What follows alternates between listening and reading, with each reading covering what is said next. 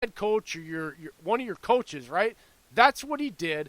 There obviously wasn't an issue because they went on and they had plenty of good moments after that. So stop making this into anything more than what it was, which a correct interaction between a superstar player at quarterback and his head coach about another player not doing their job. This is what you told him you didn't like, was him getting on the receivers. He didn't do it, so stop getting on him because he did something else differently, and it worked the way it should work, and you got what you guys wanted out there. Didn't demean his young receivers.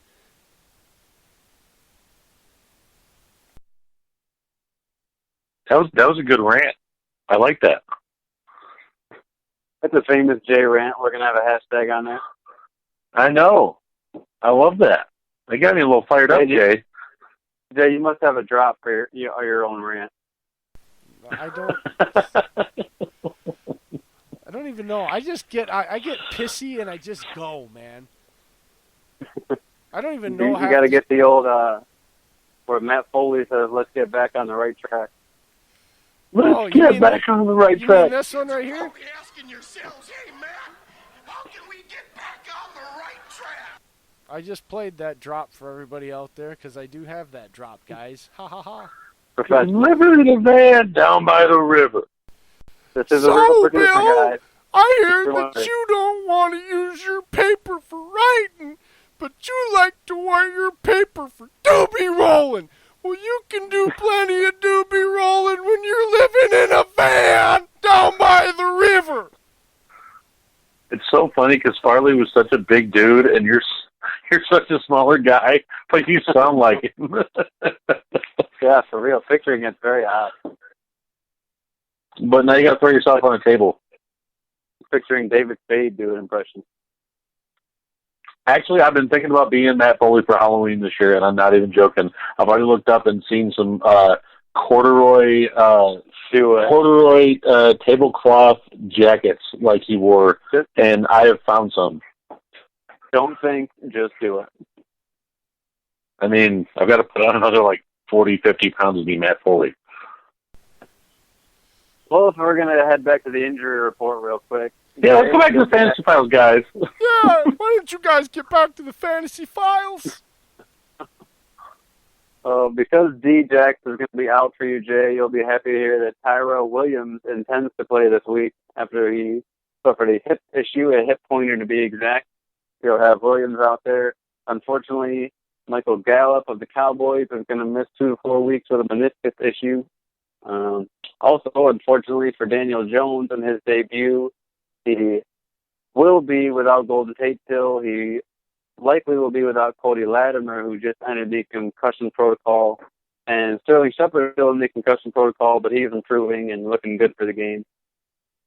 And lastly, but certainly not least, on my injury report anyway, Isaiah Wynn, tackle for the Patriots, was placed on IR, which may not sound like fantasy news, but back-to-back years. Yeah. So, I mean, I know King Bryson mentioned that could be one of the things that derails the Patriots' season. If the left tackle goes down and Brady has less time, even though Brady's always been amazing at getting the ball out quickly, I can't really see this affecting, the overall outlook of their season, but you never know. I mean, that's what's always been his thing, is pressure, right? That's why the Giants won the Super Bowl, is pressure. And if Brady doesn't have time back there, then we'll see how that affects the outlook for the rest of the season on the Patriots. I mean, yeah, if you think of stumbled through that one.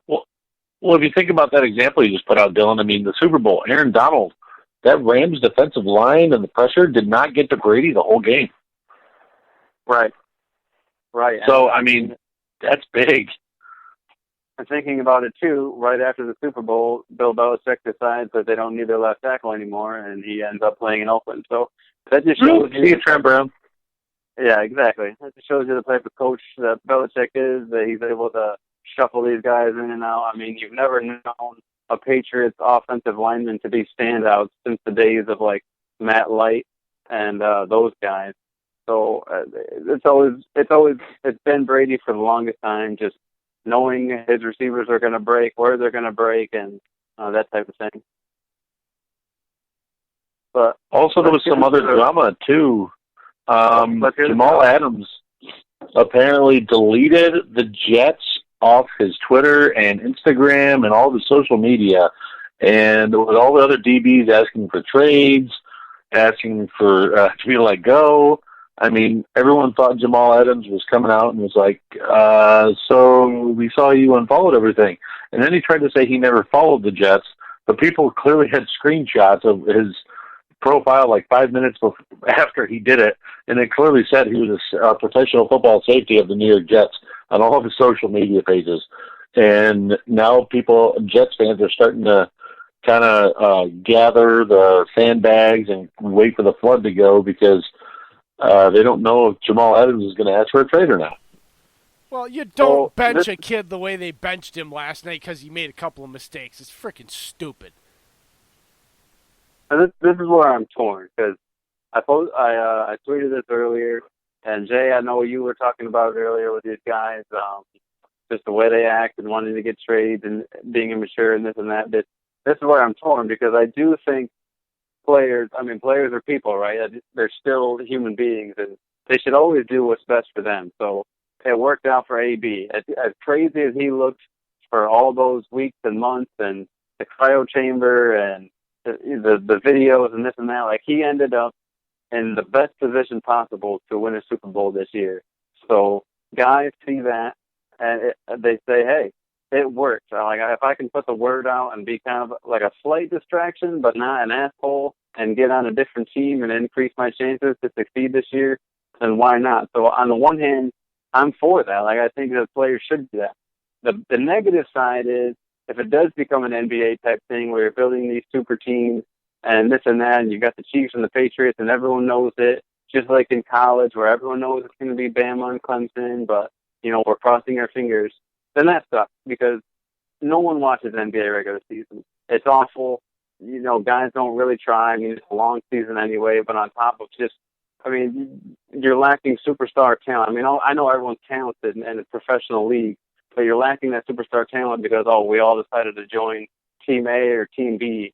And it does suck because, the Jags might do poorly this year. But people show up, like I said earlier, to see Ramsey make plays. Like, if he catches that one interception the other day where it went right in his lap and takes it to the house, and who knows how that affects the game. I mean, football is different in that way from basketball. Like, it does take a split-second play sometimes that can win you the entire game. So to have exciting players like that on a team, I feel like the NFL is more balanced than it's ever been. I know the Dolphins suck, but pretty much every other team has a pretty good chance of winning on any given Sunday, in my opinion. It didn't always used to be like that.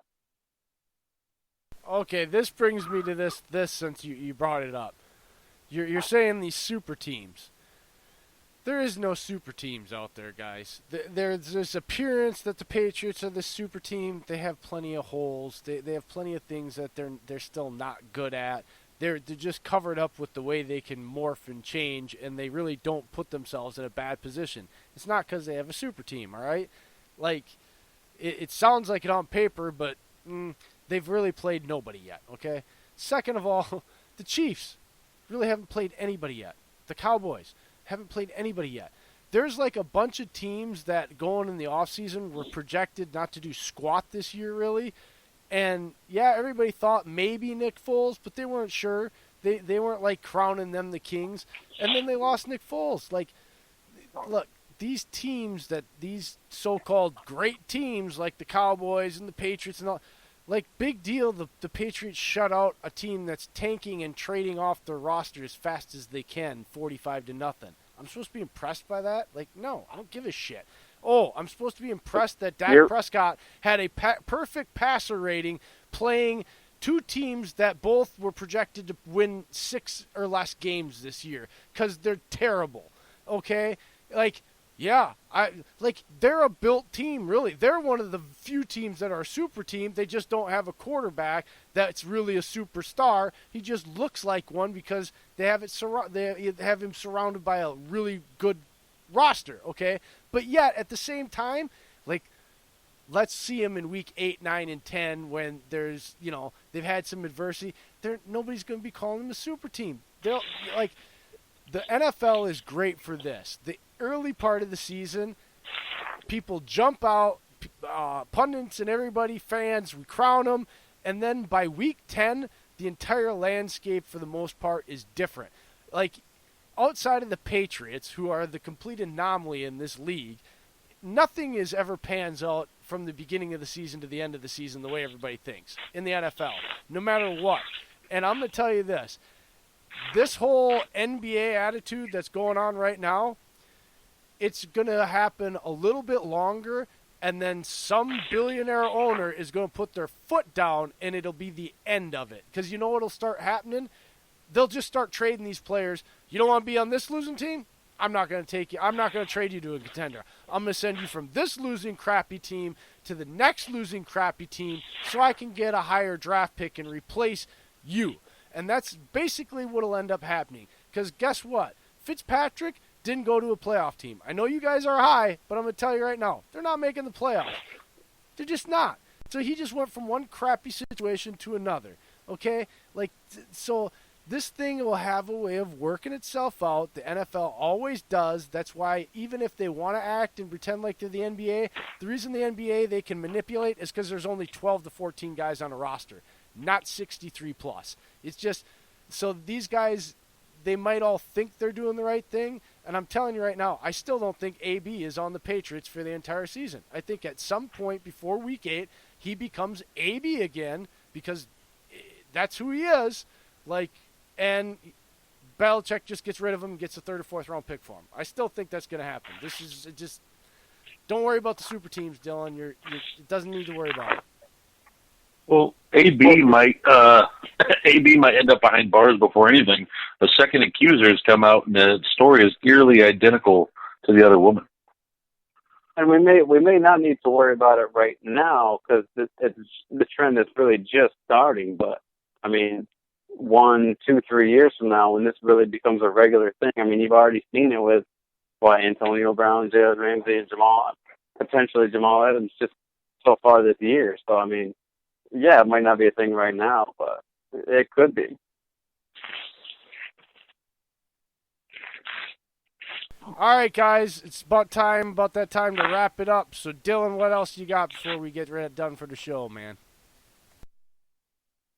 Well, obviously, you guys know who had the best and worst week. I mean, we're talking Pat Mahomes, Lamar Jackson, Dalvin Cook, Aaron Jones, Julio Jones. DeMarcus Robinson came out of nowhere for 170 yards and 2 touchdowns, but he's nothing I would bank on, so just be careful with him. Mark Andrews had another great game, so if he's not already off, if he's still on your waiver wire, somehow get him off your waiver wire. And the horrible performances, Mitch Trubisky was terrible again. The under 12-point club included Cam Newton, Kirk Cousins, Phillip Rivers, Derek Carr. Running backs, you had Christian McCaffrey with an awful game. Mixon didn't look healthy at all. Tariq Cohen was terrible. Alvin Kamara, I mean, keep your eyes on him and how that works out with Bridgewater. And then receivers, Hopkins had a bad game, but that's not going to happen again. And Robert Woods had a very disappointing 5.2. I wouldn't look for that to happen again. Dangerously bad with O.J. Howard with a goose egg, and a lot of people drafted O.J. Howard fairly high for a tight end. So I know everyone's panicking and looking to get rid of their O.J. Howard, so definitely see what kind of trades you can get together with him. C.J. Hawkinson only scored about 1.2 points on average after a big week 1. Yep. Came out and said that the balls are going to be coming to Howard. Just got to give it time. I don't know how long that means, but that's what Arian said today. Right. Yeah. So we'll see. I mean, hold him for now, but if you can upgrade somehow with the trade, then go for it. And as far as waiver wire additions go for week 3, with Devin Singletary's hamstring situation up in the air, Frank Gore is a good pickup at home against Cincinnati this week. You saw what literally every single San Fran running back was able to do. I'm pretty sure their practice squad guys were out there scoring touchdowns at one point.